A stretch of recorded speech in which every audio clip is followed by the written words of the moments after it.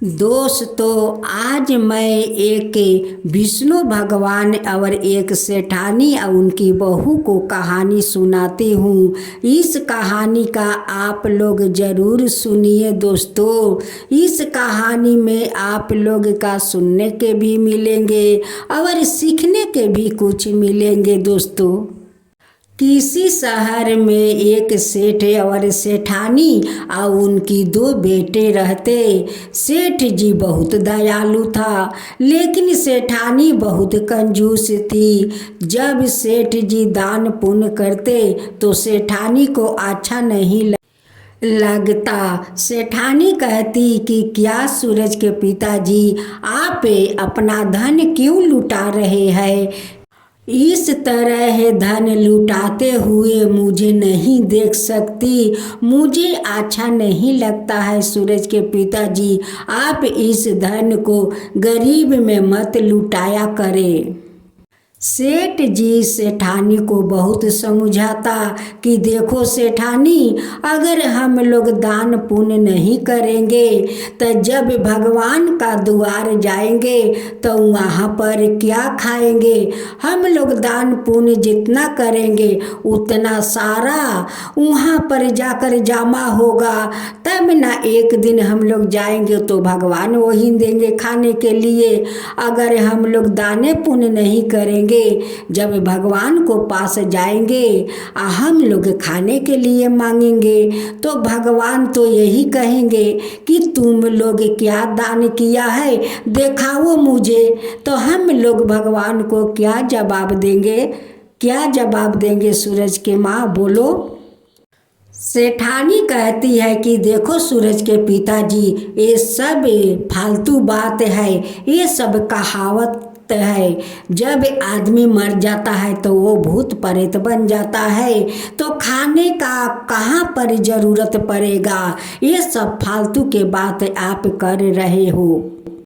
देखो सूरज के माँ, एक कहावत नहीं है। अगर कहावत है और जो लोग इस कहावत को बनाया है वो सत्य के आधार पर बनाया है, ये गलत कभी नहीं हो सकता है सूरज के माँ, गलत कभी नहीं हो सकता है।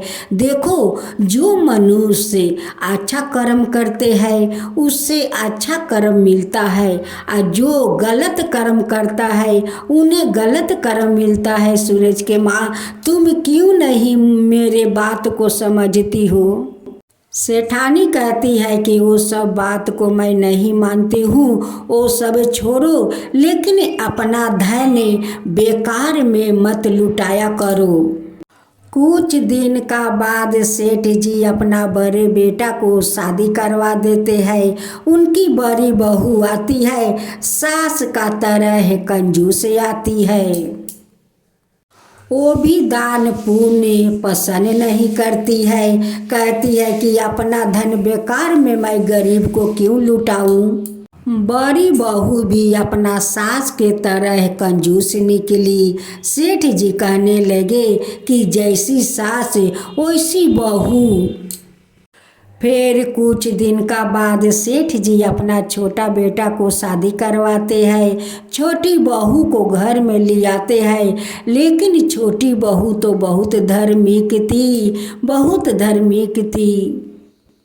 छोटी बहू तो दान पुण्य करने वाली थी, पूजा पाठ करने वाली थी। अपना वो पीहर में तो सारे भगवान को पूजा करती, एक भी भगवान को पूजा नहीं छोड़ती, दान पुण्य नहीं छोड़ती। जब ससुराल में आकर सभी भगवान को पूजा करने लगी तो उनकी ससुर तो बहुत पसंद हो गए कि मेरी बहू तो धार्मिक और दान पुण्य वाली आई है, यही बहू तो मेरे साक्षात घर का लक्ष्मी आई है। सेठ जी अपना छोटी बहू पर बहुत पसंद थे। उनकी दान पुण्य पूजा पाठ देख कर बहुत पसंद है कि जाके मेरी बहू तो आई है दान पुण्य करने वाली, अगर मैं दान पुण्य नहीं किया तो क्या हुआ, मेरी छोटी बहू तो करती है। सेठ जी के दरवाजे पर जो संत आ जाते हैं उनकी छोटी बहू खाली हाथ नहीं जाने देती है, उन्हें कुछ न कुछ दान देकर जाने देती है। सासू माँ तो देखती नहीं है, लेकिन अचानक एक दिन सासू माँ जब आई तो देखती है कि एक संत को वो भिक्षा दे रही है। तभी ने आकर कहती है कि क्या रे बहू, तू भी अपना ससुर के तरह तुम लुटाने लगी। इतना धन मेरे घर में नहीं है कि तू भी लुटा सकती है। छोटी बहू कुछ नहीं बोली और घर के अंदर चली गई। फिर दूसरा दिन विष्णु भगवान एक संत के रूप में आते हैं और भिक्षा मांगते हैं कि भिक्षा देहिन भिक्षा।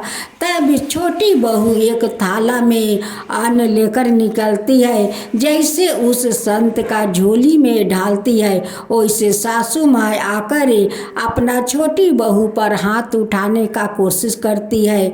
वैसे संत उस सासू माँ के हाथ पकड़ लेते हैं और कहते हैं कि देख बुढ़िया, ये ठीक नहीं है, तुम तो खुद दान पुण्य करती नहीं है और नहीं सेठ जी को करने देती है, और तेरा बहू करती है तो तू बहू को मारना चाहती है।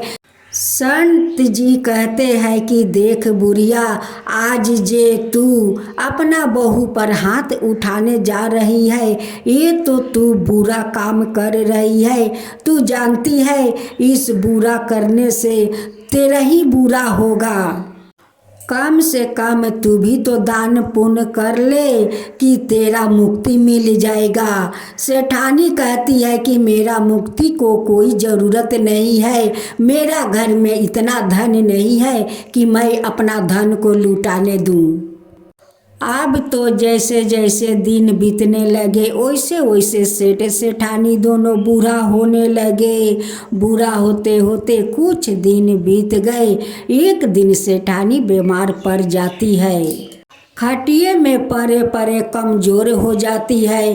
अब तो नहीं खटिया से उठ पाती है और नहीं नीचे उतर पाती है, बहुत कमज़ोर हो गई थी। देख सेठानी, तू तो बहुत कंजूस है, नहीं सेठ जी को दान पुण्य करने देती और नहीं अपना बहू को दान पुण्य करने देती। खुद तो की नहीं, लेकिन तू तो बहुत बड़ा पाप की है दान पुण्य ना करके। देख तू मरेगी तो तुझे कांटा के ऊपर से जमराज जी छिछराते हुए ले जाएंगे जमलोक। जब सेठानी का आँख खुला तो देखती है कि ये तो सपना है। कहती है कि दूर, सपना तो ऐसे ऐसे कितना आते हैं, सपना कभी सच होते हैं, सपना कभी सच नहीं होते हैं। एक दिन यमराज आते हैं और सेठानी को प्राण निकाल कर और उस कांटे के ऊपर छिछराते हुए जमलोक ले जाते हैं। सेठानी उस यमराज से कहती है कि हे यमराज, मुझे तुम क्यों कांटे के ऊपर से छिछराते ले जाते हो, मुझे कांटा चुभ रहा है। यमराज कहते हैं कि सेठानी, तुम ऐसा कौन सा काम किया है कि तुम्हें मैं फूल का बिछौना के ऊपर से ले जाऊं। तुम जैसा कर्म किया है वैसा ही तो फल तुम्हें मिलेगा। तुम रास्ते में कांटा बिछा कर रखी है तो मैं तो तुम्हें कांटे के ऊपर से तो ले जाऊंगा। जब सेठानी भगवान के पास जाती है और वहाँ पर देखती है कि बहुत लोग तो अच्छा जगह में रहते हैं और बहुत लोग नरक में है। जितना लोग दान पुण्य किया था वो सभी लोग का भगवान खाने के लिए भोजन देते हैं, और जो नहीं दान किया था वो ऐसे ही बैठे बैठे देख रहे थे। तभी सेठानी कहती है कि वो लोग का खाना मिल रहा है और वो लोग ऐसे ही बैठे हुए हैं। तब सेठानी जाकर भगवान से कहती है कि भगवान, मुझे भी तो भूख लगा है, मुझे भी कुछ दीजिए। भगवान कहते हैं कि सेठानी, तुम कौन ऐसा दान किया है कि मैं तुम्हें खाने को दूं, दिखाओ क्या चीज़ दान किया है। सेठानी तो कभी दान किया नहीं तो वो भगवान को क्या दिखाती।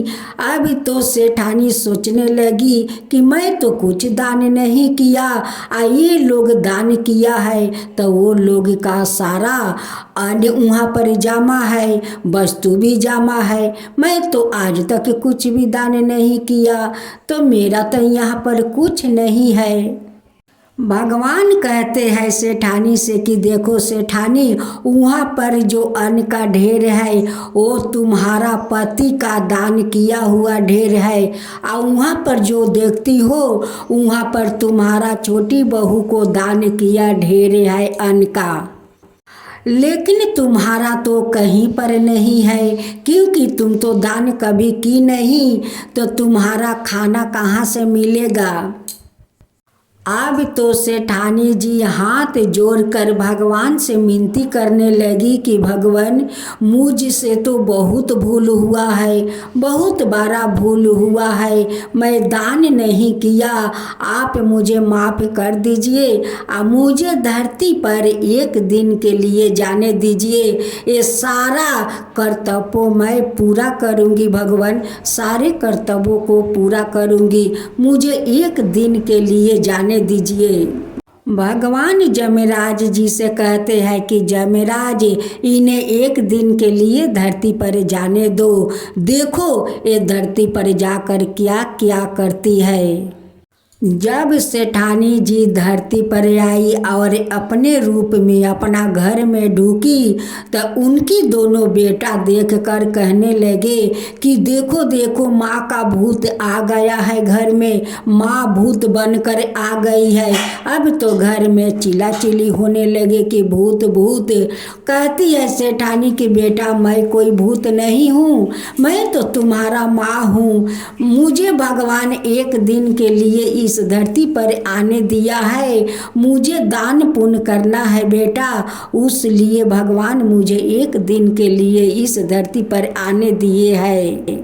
सेठानी अपना पति से माफ़ी मांगती है कि कहती है कि आप मुझे माफ़ कर दीजिए, आपको दान पुण्य करने से मैं रोक रहा था, बहुत कुछ आपका ना जाने मैं क्या क्या बोला, मैं छोटी बहू पर हाथ तक उठाया था, छोटी बहू मुझे तुम भी माफ़ कर दो।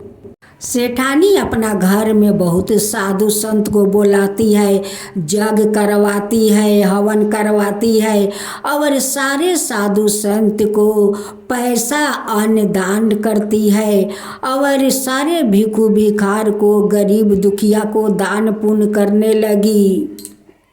सेठानी 5 संत को अपना आंगना में बैठाई, उनकी चरण पखारी, एक एक बोरा चावल का बोरा दिया और वस्तु दान किया, बहुत सारा रुपया पैसा उस 5 संत को दान किया। उनकी दान पुण्य करने में पूरा एक दिन बीत गया। दूसरा दिन यमराज आए और सेठानी को उठा कर लेकर चले गए यमलोक के। विष्णु भगवान उनकी दान पुण्य देखकर बहुत प्रसन्न हो गए, और प्रसन्न होकर विष्णु भगवान अपना वैकुंठ में उस सेठानी को जागा दिया।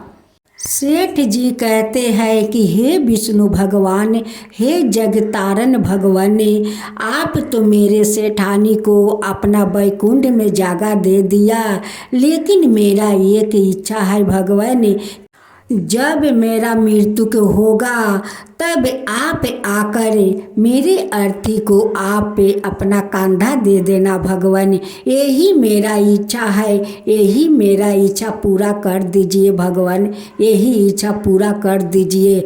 उस सेठ जी का भगवान तो सेठ जी का तो बात सुन लिया, और जब सेठ जी का मृत्यु हुआ तो स्वयं भगवान विष्णु आकर उन्हें कंधा दिया।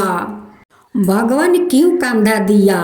वो जो सेठ जी पूजा पाठ करते, दान पुण्य करते, इसी के कारण तो भगवान उन पर प्रसन्न हुआ और खुद आकर स्वयं अपना कंधा दिया और सेठ जी को अपना वैकुंठ में जागा दिया।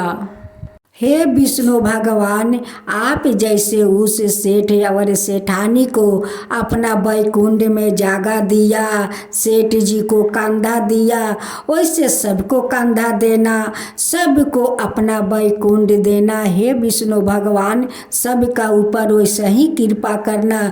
जो आपका कथा कहे उन पर कृपा करना, जो आपका कथा सुने, जो हुंकार भरे, उन सब के ऊपर कृपा करना। हे विष्णु भगवान, सबके ऊपर कृपा करना। विष्णु भगवान की जय हो, विष्णु भगवान की जय हो।